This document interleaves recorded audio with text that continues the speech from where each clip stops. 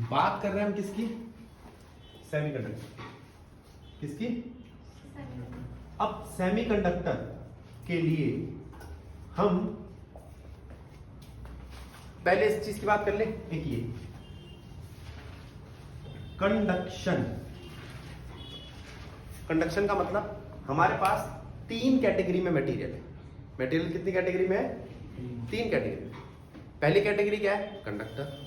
दूसरी कैटेगरी क्या है? सेमीकंडक्टर। और तीसरी कैटेगरी क्या है? इंसुलेटर का मतलब जो कंडक्ट नहीं करता। इंसुलेटर का मतलब जो कंडक्ट नहीं करता, ठीक है, यह बहुत मुश्किल से करता है। सेमीकंडक्टर का मतलब जो कंडक्ट करता है लेकिन इंसुलेटर से ज्यादा, और कंडक्टर का मतलब जो कंडक्ट करता है प्रॉपर, ठीक है। तीनों में सबसे ज्यादा कौन कंडक्ट करता है? कंडक्टर।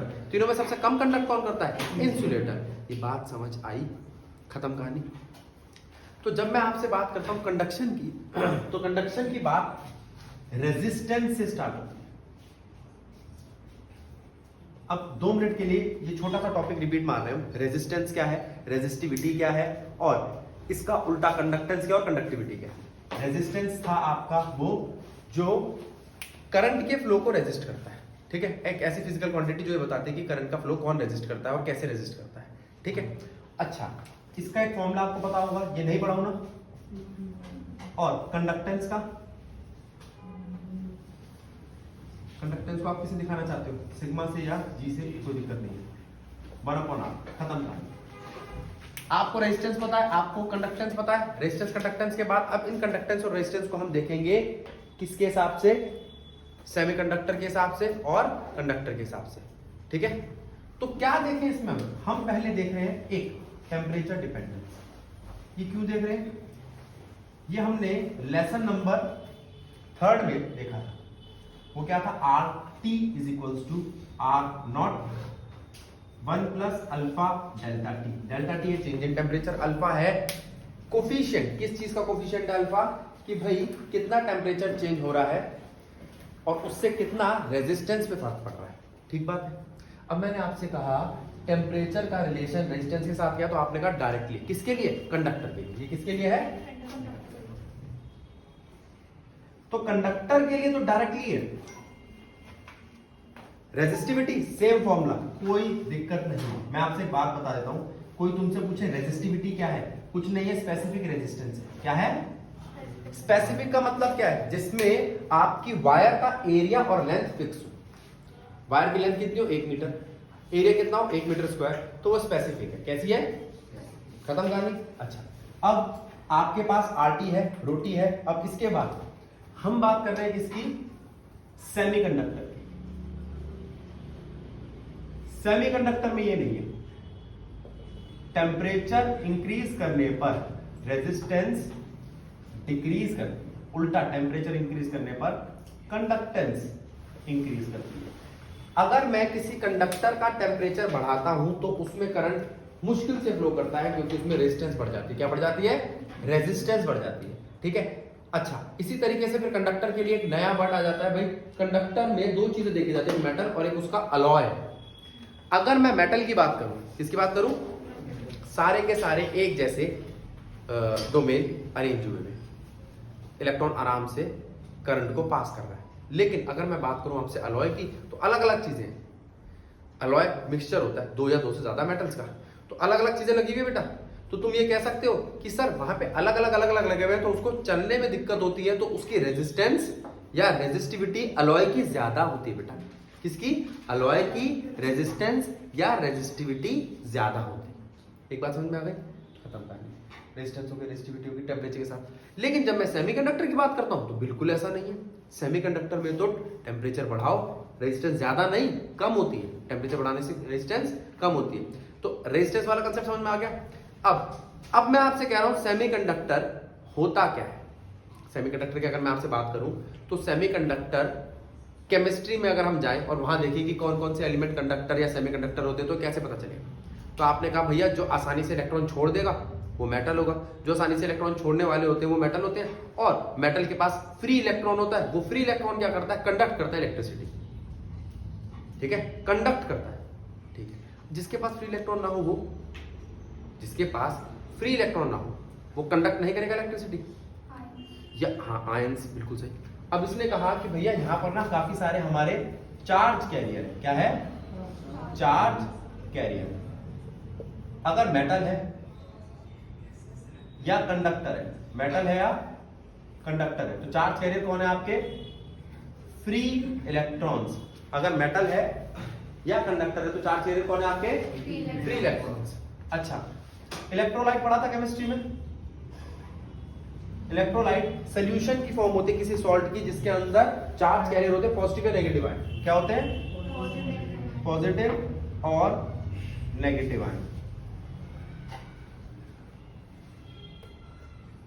बस अगर मैं आपसे बात करूं सेमीकंडक्टर की, तो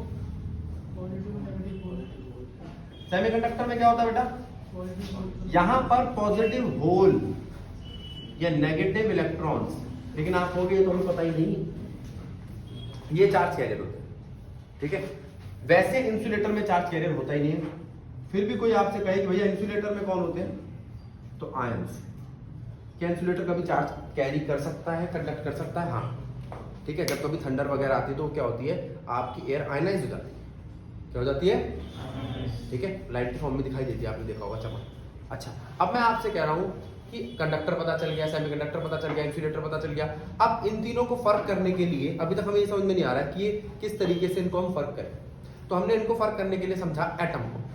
एटम के पास न्यूक्लियस है, उसके अंदर के इलेक्ट्रॉन्स हैं, हमें उनसे मतलब नहीं है। पहला शेल, दूसरा शेल, तीसरा शेल, नहीं, वैलेंस शेल से मतलब है। किससे मतलब है? अब मैं न्यूक्लियस बना रहा हूं, एक एटम बना रहा हूं, और उसको समझिए। देखो, ये आपका न्यूक्लियस, ये इसके शेल, पहला शेल, दूसरा शेल और ये आखिरी शेल। कौन सा शेल है? Valence shell. वैलेंस शेल को देखना बेटा जरा। जो वैलेंस शेल है, उस वैलेंस शेल में अगर मैं ये कहूं कि जितना नजदीक है या इस तरफ, उस नजदीक वाले को मैंने नाम दे दिया वैलेंस बैंड। कैसा बैंड? वैलेंस। फिर जो बहुत दूर है उसे कंडक्शन बैंड नाम दे दिया। कंडक्शन बैंड मतलब अगर यहां कोई भटकता यहां इलेक्ट्रॉन आ गया तो वो काफी फ्री इलेक्ट्रॉन होगा। किससे फ्री होगा? न्यूक्लियस से। न्यूक्लियस से फ्री हो इलेक्ट्रॉन तो वो कोई और काम कर सकता है। अच्छा, न्यूक्लियस उसका क्या कर रहा था? बांधे हुए था। किससे? कूलम्बिक फोर्स से। कुछ और काम नहीं करने देता था, कहता चक्कर काटता रहे मेरे बस। ठीक है, अब अगर थोड़ा सा फ्री हो गया तो वो क्या और काम कर सकता है? करंट को पास कर सकता है। तो ये थोड़ा सा ऐसे बता रहा हूँ, कहीं बिल्कुल ऐसे नहीं है। मतलब आप ये पता चल गया, जो बाहर का इलेक्ट्रॉन होता है, फ्री इलेक्ट्रॉन होता है, वो कंडक्ट करता है इलेक्ट्रिसिटी को। अच्छा, अब उसको मैं बनाऊं कहां पे, डिपिक्ट कैसे करूं, किस जगह पर बैठा है? तो मैंने इनके क्या बना दी, क्या लिखा देखना, रेंज को मैं बैंड बोल सकता हूं। क्या मैं रेंज को बैंड बोल सकता हूं? बैंड, बैंड समझते हो? बैंड, जहां से जहां तक की हद दो। अब इसको देखो, क्या है ये है बैलेंस बैंड। क्या है? बैलेंस बैंड मतलब इसकी वो हद जहां तक बैलेंस इलेक्ट्रॉन है। अब इसके बाद आती है कंडक्शन बैंड। क्या है ये? ठीक है, अब इनमें कौन रहते हैं? इलेक्ट्रॉन्स। कौन रहते हैं? अब जरा देखो, बैलेंस बैंड में इलेक्ट्रॉन्स है, बीच में एक गैप है, एक भी कंडक्शन बैंड तक नहीं पहुंचा। ये गैप क्या है? Energy gap. इसका मतलब अगर मैं इलेक्ट्रॉन्स को एनर्जी दूं तो ये कंडक्शन के लिए रेडी हो जाएंगे। कंडक्ट करने के लिए, इलेक्ट्रिसिटी कंडक्ट करने के लिए उनको एनर्जी चाहिए, वो एनर्जी दे दूं तो कंडक्शन बैंड में प्रमोट हो जाएंगे। ठीक, एनर्जी गैप बहुत बड़ा हो तो जा नहीं सकते, बहुत छोटा हो तो शायद जा सकते, हो ही ना तो कंडक्शन बैंड में बैठेंगे। अब मेरी बात सुनना और मुझे समझाना कि क्या ये बात समझकर आपको ये बात समझ में आई कि ये पॉसिबल है। बात को देखो कि ये गैप बहुत बड़ा, बैलेंस बैंड, अब ये इलेक्ट्रॉन चाहकर भी नहीं जा पाता, अरे बहुत बड़ा गैप है। कंडक्शन बैंड और एनर्जी गैप बहुत बड़ा, एनर्जी गैप बहुत बड़ा, तो इलेक्ट्रॉन जा नहीं पा रहा, इलेक्ट्रॉन जा बात ठीक है, पक्की बात है। अब मैंने आपसे कहा नहीं जा पा रहा, चलो कोई बात नहीं, एक कंडीशन, दूसरी कंडीशन ये बैलेंस बैंड कंडक्शन बैंड में ही चला गया। बैलेंस बैंड कहां चला गया? बैलेंस बैंड कहां चला गया?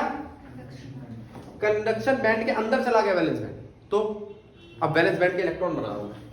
वैलेंस बैंड के इलेक्ट्रॉन देखो 1 2 3 4, ये इलेक्ट्रॉन तो वैलेंस बैंड के, लेकिन एक इलेक्ट्रॉन कंडक्शन बैंड भी शेयर कर रहा है, तो इसका मतलब ये फ्री इलेक्ट्रॉन, कैसा इलेक्ट्रॉन है, तो ये अच्छा, तो ये कर सकता है कंडक्शन, तो ये कंडक्शन कर सकता है, ये फ्री टू कंडक्ट है इलेक्ट्रॉन, ये वो इलेक्ट्रॉन है जो इलेक्ट्रिसिटी कंडक्ट कर सकता है। अब देखना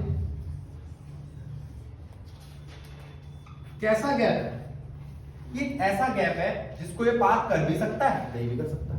कौन है भैया, ये वैलेंस बैंड, ये कौन है, कंडक्शन बैंड। अगर इसको पार करेगा तो इसको एनर्जी बाहर से देनी पड़ेगी, इसको एनर्जी बाहर से, कितने इलेक्ट्रॉन, ऐसे मैंने 3 4 बना लिए, ठीक है, ये इलेक्ट्रॉन से, ये यहां से चला गया ऊपर, ये खुद गया तो यहां पर खाली जगह छोड़ के, क्या छोड़ गया, खाली जगह। कैसा था इलेक्ट्रॉन, नेगेटिव, नेगेटिव था, वो नेगेटिव छोड़ के गया तो असर कैसा हो गया, पॉजिटिव। तो क्या मैं इसको कह सकता हूं पॉजिटिव, पॉजिटिव होल, बात ठीक है।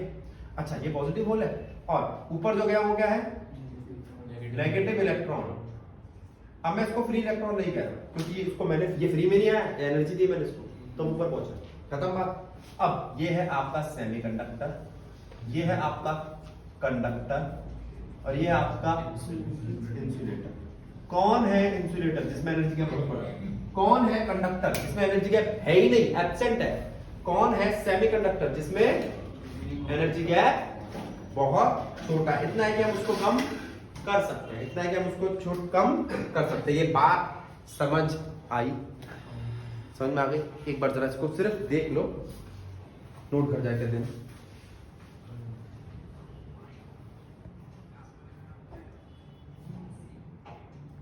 अब गैप बता दिया, देख गैप बड़ा मतलब इंसुलेटर, गैप है ही नहीं मतलब कंडक्टर, मतलब कंडक्शन बैंड वैलेंस बैंड में घुस गया, और गैप बहुत छोटा है तो सेमीकंडक्टर, पर तो हम सेमीकंडक्टर ही नहीं, सेमीकंडक्टर की बात करें, ठीक है, ये वाली गैप वाली बातें तो हो गई। अब बारी आती है किस चीज की,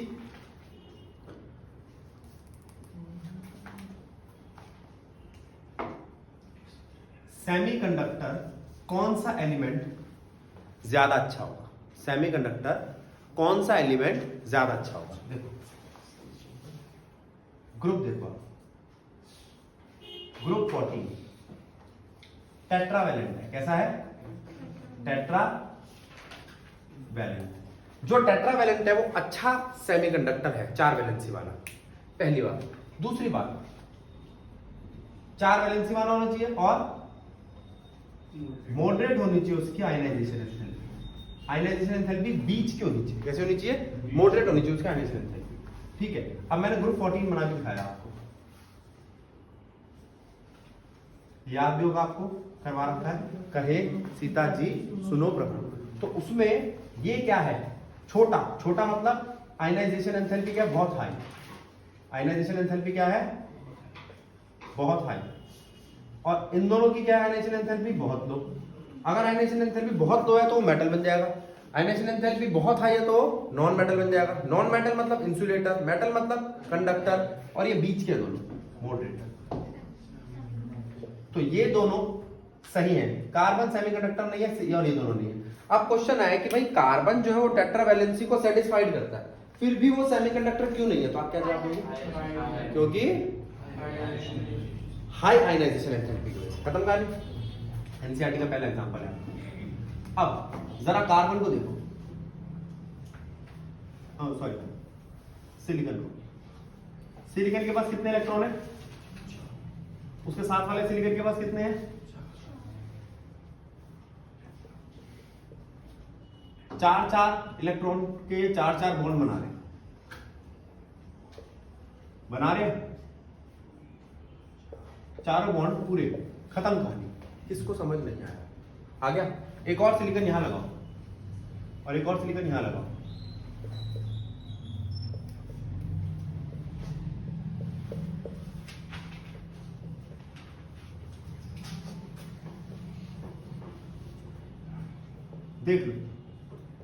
बन गया पूरा सिलिकॉन, हर तरफ से टेट्रावैलेंसी दिखा रहा है, ठीक है। अच्छा, अब जो आपने सिलिकॉन बनाया है ये सेमीकंडक्टर का एग्जांपल है। कौन सा सेमीकंडक्टर? प्योर सेमीकंडक्टर, ठीक है। उसका नाम क्या है? Intrinsic semiconductor. खत्म कहानी। इंट्रिंसिक सेमीकंडक्टर एक प्योर सेमीकंडक्टर है जिसके अंदर हमारा हर सिलिकॉन 4-4 बॉन्ड बना रहा होता है, ठीक है। अब आपने कहा कि अगर मैं इंट्रिंसिक सेमीकंडक्टर में भी ये बनाऊं तो मतलब यहां पर जो इसके इलेक्ट्रॉन है उसे एक्साइट करके ऊपर ले जाऊं तो कोई दिक्कत नहीं, यहाँ होल बन जाएगा, यहाँ ऊपर इलेक्ट्रॉन चला जाएगा, नीचे यहाँ पे जो ये इलेक्ट्रॉन्स है वो इलेक्ट्रॉन्स कितने होंगे? नंबर ऑफ होल्स के बराबर। इंट्रिंसिक सेमीकंडक्टर में नंबर ऑफ इलेक्ट्रॉन्स और नंबर ऑफ होल्स बराबर होंगे, ठीक है। और Ni यानी कि वो चीजें जो चार्ज कैरियर का काम कर रही है, इलेक्ट्रॉन और होल वो दोनों, वो क्या होते हैं? n का स्क्वायर, यानी कि नंबर ऑफ इलेक्ट्रॉन मल्टीप्लाई में नंबर ऑफ होल्स, ठीक। अच्छा, अब इंट्रिंसिक सेमीकंडक्टर में यहां से ऊपर गया और ये नंबर ऑफ इलेक्ट्रॉन और होल बराबर है। अब मैंने आपसे पूछा कि भैया इसका ग्राफ बनाना जरा, तो कैसा ग्राफ बनेगा? क्या ये VI ग्राफ सीधा बनाएगा? नहीं। क्या सेमीकंडक्टर VI ग्राफ सीधा बनाते हैं? नहीं। काफी सारे ऐसे सेमीकंडक्टर आएंगे, उनके हिसाब से हमें ग्राफ बना के लिखेंगे। अब बात मतलब ये लीनियरिटी को फॉलो नहीं करते। किसकी लीनियरिटी को? ओम्स लॉ की, ठीक है। तो ओम्स लॉ के ग्राफ को नहीं मानते सेमीकंडक्टर? नहीं। अगली बात, इंट्रिंसिक सेमीकंडक्टर में क्या होता है? इस तरीके का स्ट्रक्चर होता है। एक्सट्रिंसिक सेमीकंडक्टर में क्या होता है? एक्सट्रिंसिक में नंबर ऑफ इलेक्ट्रॉन और नंबर ऑफ होल्स बराबर नहीं होते। एक्सट्रिंसिक सेमीकंडक्टर, इसमें मिलावट होती है। ये क्या होते हैं? Impurity semiconductor. तो क्या कोई इम्प्योरिटी डाली जाती है? हाँ। वो इम्प्योरिटी क्या होती है? डोपेंट। क्या होती है? हम इसमें कुछ मिलावट करते हैं। क्या करते हैं? मिलावट, सही है। अब वो डोपेंट क्या डालते हैं, वो मिलावट क्या चीज है, बात करेंगे। पहले अब हम आपसे बात कर रहे हैं किसकी?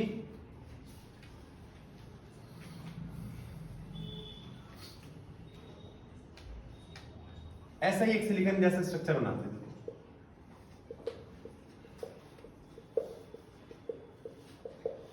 सबने दो इलेक्ट्रॉन बांट रखे हैं, वो स्ट्रक्चर है। सिमरन, अगर मैं तेरे से कहूं कि बेटा यहां पे ना एक हटा दे सिलिकॉन ये वाला, और इसकी जगह पर कोई डोपेंट डाल दे, अब तो कहेगी कौन सा डोपेंट डालू भैया? डोपेंट कौन सा डालू? डोपेंट मतलब मिलावट। लेकिन मिलावट किसकी करूं? 14 ग्रुप की कर दूं? नहीं, 14 ग्रुप में 14 ग्रुप का ही डालूंगा तो सेमीकंडक्टर में चेंज नहीं आएगा। उसमें क्या फर्क होना चाहिए? उसकी वैलेंसी का। ये टेट्रावैलेंट है तो आपका जो डोपेंट है ना वो या तो होना चाहिए ट्राइवैलेंट। कैसा होना चाहिए? या होना चाहिए पेंटावैलेंट, ठीक है। ट्राइवैलेंट का मतलब क्या है? अब जरा यहां ध्यान दो, ये 14 ग्रुप है, कैसा है? टेट्रा। 13 ग्रुप कैसा है? ट्राई। और 15 ग्रुप कैसा है?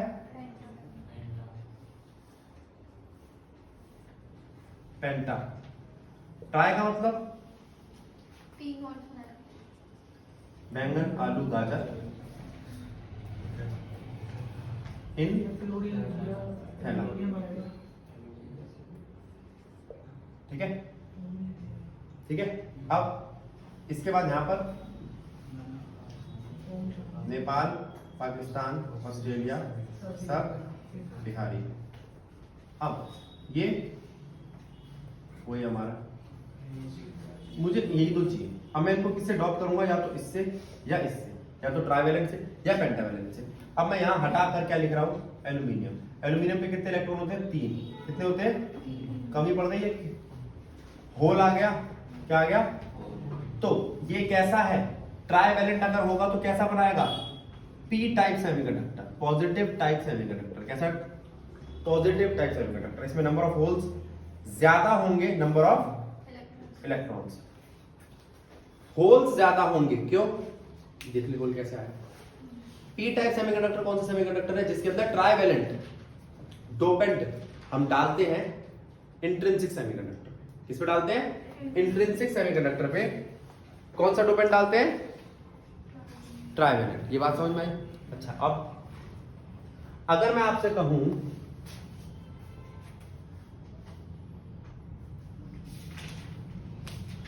ट्राइवेलेंट में और कोई खास बात बेटा नहीं। अगर मैं आपसे कहूं ये वाला नहीं है, ये तो एन टाइप सेमीकंडक्टर है। कौन सा सेमीकंडक्टर है?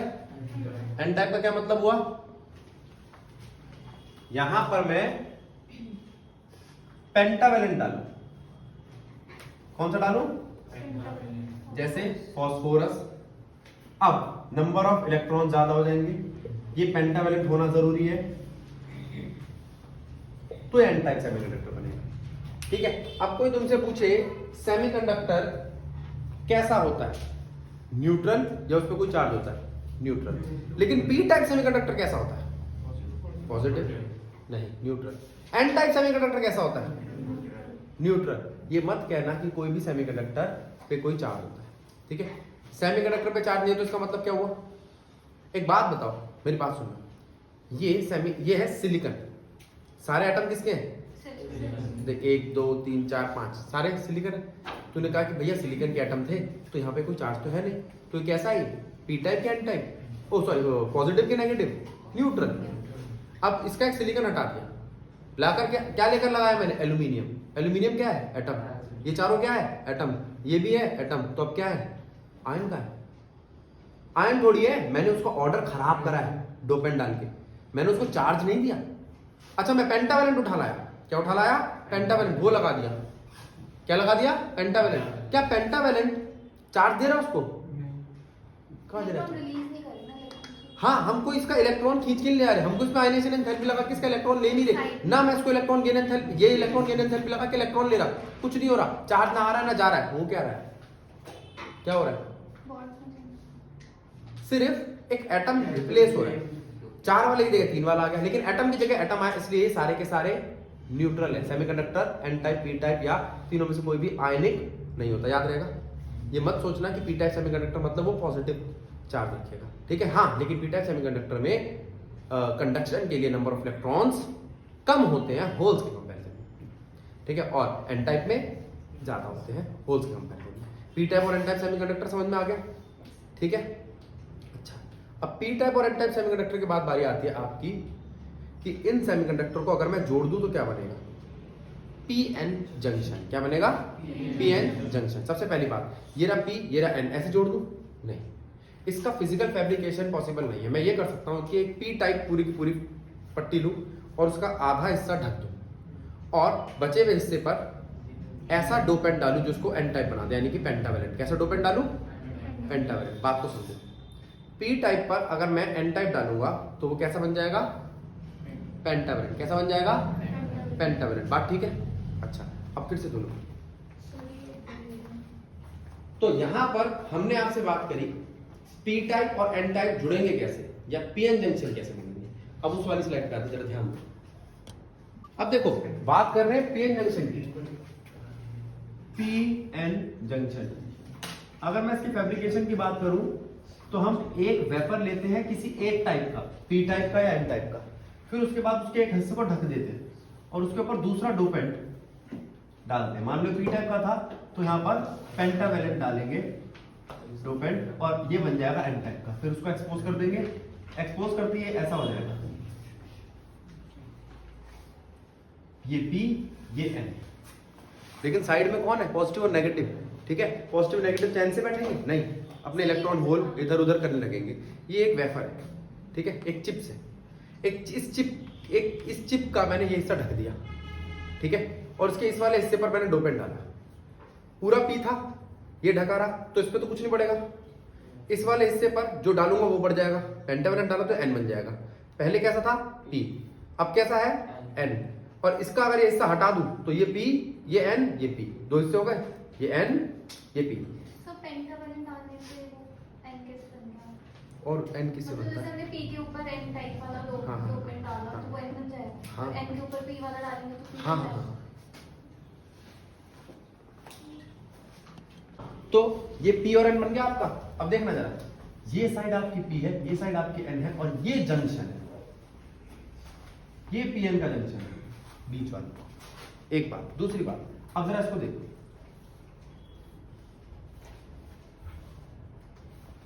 जो P साइड है ना, P साइड में एटम कैसे है? अभी मैंने बताया था ये एटम है, ये कोई आयन नहीं है। क्या नहीं है? ये आयंस नहीं है, ये एटम है। एटम है तो न्यूट्रल होंगे। अच्छा, पी टाइप का मतलब क्या होता है? जिसके पास होल पड़ा हो। अच्छा, इसका होल बाहर है तो अंदर से कैसा होगा? न्यूट्रल करने के लिए नेगेटिव। बात समझ रहे हो? इसके होल बाहर पड़े ना, तो अंदर से कैसा है? नेगेटिव। अंदर से नेगेटिव, और ये इसका होल बाहर पड़ा है। होल मतलब पॉजिटिव, ये नेगेटिव, तो दोनों टोटल क्या हो गए? न्यूट्रल। अब यहां पर बाहर कौन पड़ा है? इलेक्ट्रॉन। तो अंदर से कैसा होगा ये? पॉजिटिव। अंदर से कैसा होगा? अब क्या इलेक्ट्रॉन इस होल के अंदर जाना चाहेगा? जाना चाहेगा। तो इसके बाद क्या होगा? पीछे तो सब कुछ सही है, लेकिन यहां पर ये सिर्फ नेगेटिव रह जाएंगे, और यहां पर सिर्फ इसका वो इलेक्ट्रॉन कहां गया? होल में चला गया। और ये क्या बन गई आपकी? एक ऐसी बैटरी, फिक्शियस बैटरी बोल लो इसको, जिसमें एक नेगेटिव और एक पॉजिटिव इलेक्ट्रोड है। एक बात। दूसरी बात, ये P और N को डिप्लीट कर रही है, इसलिए डिप्लीशन लेयर कह सकते हैं इसको। ठीक है। अब देखो, ये आपका P, ये आपका N, ये आपका PN जंक्शन। PN जंक्शन बीच का हिस्सा है, जंक्शन जहां पर दोनों मिल रहे हैं। इसका नाम क्या है? Depletion layer. कैसी लेयर? Depletion layer. और कोई बात? हाँ, कैसी बैटरी? Fictitious battery. और यहां पर पोटेंशियल ड्रॉप भी करता है। ठीक है। और इन दोनों के बीच में पोटेंशियल का फर्क आ जाता है, इसलिए उसको, और वो जाने नहीं देता आगे, तो उसको बोलते हैं पोटेंशियल बैरियर। क्या बोलते हैं? Potential barrier. अब जरा ध्यान दो, ये कोई एक नहीं थे, बहुत सारे थे। वहां क्या था? P, यहां क्या था? N। P का मतलब होल। मैं थोड़े छोटे होल बना रहा हूं दिखाने के लिए। दिख रहे हैं होल? और ये इलेक्ट्रॉन। तुमने कहा भैया इस वाले इलेक्ट्रॉन को इसमें भेज दो, इसको इसमें भेज दो, इसको इसमें भेज दो, क्या दिक्कत आएगी? हाँ, ये वाला जा ही नहीं पा रहा। क्यों? बैरियर आ गया। क्यों? किस चीज का बैरियर आ गया? उसको ज्यादा वर्क करना पड़ रहा है। जब कोई चार्ज वर्क करता है तो उसे हम पोटेंशियल कहते हैं, जब कोई चार्ज वर्क करता है उसे हम, तो यहां पर ये रुक गया, इसी बैरियर को हम कहते हैं पोटेंशियल बैरियर। क्या कहते हैं? आई बात समझ में? नहीं आई बात समझ? पोटेंशियल बैरियर समझ में आ गया? ये कह रहा है क्या जा सकता है? हाँ, इसके मतलब जाने के चांस है। हाँ, टेम्परेचर बढ़ा के नहीं बताता हूँ क्या करेंगे हम। इसके पीछे से धक्का मारेंगे, P के पीछे P लगा दो, N के पीछे N लगा दो, तो जाने लगेंगे। इसे कहते हैं बायसिंग। क्या कहते हैं? बायसिंग। अगर मैं, अच्छा एक चीज और बता दूं, सिंबल PN जंक्शन का सिंबल कैसा है? ये पॉजिटिव, ये नेगेटिव, ये P, ये N, ये है PN जंक्शन। अब देखो, P के पीछे P लगा दिया, N के पीछे N लगा दिया, नेगेटिव। ये पॉजिटिव नेगेटिव, पॉजिटिव पॉजिटिव क्या करेगा? रिपेल। नेगेटिव नेगेटिव क्या करेगा? रिपेल। तो PN जंक्शन में ये हो गया। ये सारे होल्स, इन होल्स को मैं धक्का मार रहा हूं यहां से, तो इधर भाग रहे हैं। कहां से धक्का मार रहा हूं? यहां से। पॉजिटिव धक्का मार रहा है। और नेगेटिव किनको धक्का मार रहा है? इलेक्ट्रॉन्स को। किसको धक्का मार रहा है? तो ये सब किस तरफ जा रहे हैं? तो वो जो खुले खुले दिख रहे थे आपको, वो पिछड़े लग गए, तो आपकी डिप्लीशन लेयर दबने लग गई, और पोटेंशियल बढ़ गया। क्या बढ़ गया? पहले यहां पर पोटेंशियल क्या था? उस पोटेंशियल को अगर मैं ग्राफ की फॉर्म में दिखाऊं तो पोटेंशियल था नी पोटेंशियल। अब वो बढ़ने लग गया। ये क्या है? करंट। कौन सा करंट? फॉरवर्ड बायसिंग का करंट। ये क्या है? पोटेंशियल। और ये क्या है? नी वोल्टेज या नी पोटेंशियल। ठीक है। अब नी पोटेंशियल जो है आपका वो पोटेंशियल है जो किसी मटेरियल का, जब पीएन जंक्शन आपने बनाया था, जब मैंने उसके बाहर से बायसिंग कराई तो वो उसको ओवरकम कर गया और उसमें से इलेक्ट्रॉन निकलने लगते हैं। समझ में आया? अब मैं आपसे बात कर रहा हूं, क्या इसका उल्टी बायसिंग कर सकता हूं? अभी था पॉजिटिव के पीछे पॉजिटिव, नेगेटिव के पीछे नेगेटिव। अब मैं कह रहा हूं इसकी उल्टी बायसिंग। ये कैसी बायसिंग है? फॉरवर्ड। कैसी बायसिंग है? और अब रिवर्स बायसिंग। रिवर्स बायसिंग में क्या करेंगे? पी के पीछे लगा होगा नेगेटिव और एन के पीछे लगा होगा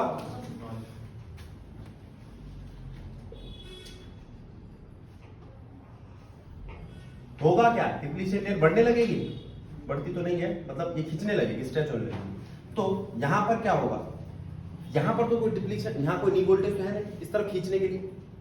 पहले जब दबा रहे थे इसका मतलब एक लिमिट थी, उसके बाद ही दबना चालू हुआ, है ना? अब तो खींच रहे हैं हम बाहर की तरफ, कोई फायदा हो रहा है ना? डिप्लीशन लेयर कम करने से क्या फायदा, बढ़ाने से क्या फायदा? कोई फायदा नहीं हो रहा। यहां से इलेक्ट्रॉन वहां जाएगा? नहीं जाएगा। लेकिन तो इससे कैसा करंट पैदा हुआ? हल्का सा करंट पैदा हुआ। इसका करंट किसमें था? मिली एम्पेयर में। इसका करंट किसमें है? माइक्रो एम्पेयर में। जरा ध्यान रखना। तो ना के बराबर करंट पैदा हुआ, वो भी 1000 गुना कम में दिखाई दे रहा है मेरे को तो। लेकिन अगर ऐसा हो कि खींचते खींचते यहां पर एक ऐसी एनर्जी पैदा हो जो इन सात चीजों को तोड़ फोड़ दे, तो इनके अंदर के इलेक्ट्रॉन्स रिलीज हो जाएंगे। तुमने उसको खींचा खींचा खींचा, खींचते खींचते क्या आयनाइजेशन हो सकती है या कोई ऐसी एनर्जी आ सकती है कि उसके इलेक्ट्रॉन को आप खींच ही लो, है ना? जब खींच लोगे तो क्या होगा? सब सारे के सारे एटम एक साथ अपने इलेक्ट्रॉन छोड़ने लगेंगे। और यहां पर अगर छोटा सा मैं इतना सा भी मटेरियल लेता हूं तो इसमें खरबों एटम होते हैं। कितने होते हैं? मतलब खरबों गलत बोल रहा हूं मैं, 10 की पावर 20, 21 इतने, जो बहुत ज्यादा है। अब उतने सारे एक साथ इलेक्ट्रॉन खुल गए तो क्या होगा? सब एकदम एक साथ कंडक्ट करने लगेंगे और करंट कैसे पैदा होगा? सीधा। ठीक है। ये कैसा करंट है? ये कैसा वोल्टेज है? Cut off. और अगर ऐसा हो कि इसको भी पार कर जाए तो डिवाइस खराब हो जाएगी, अवलांच आ जाएगा, बाढ़ आ जाएगी इलेक्ट्रॉन्स की या होल्स की, जब चार्ज पार्टिकल्स। ठीक है, टूट जाएगा, खत्म हो जाएगा, खराब। ठीक। अच्छा, तो कट ऑफ वोल्टेज ये रहा। वो फॉरवर्ड बायसिंग, अगर इन दोनों को जोड़ दूं तो क्या फॉरवर्ड और रिवर्स बायसिंग को जोड़ के एक ग्राफ बना सकता हूं? देखो,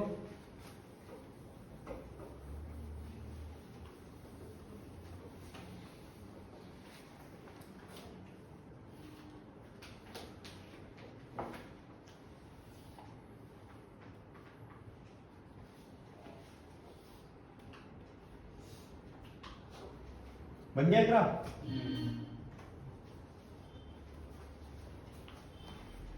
ठीक।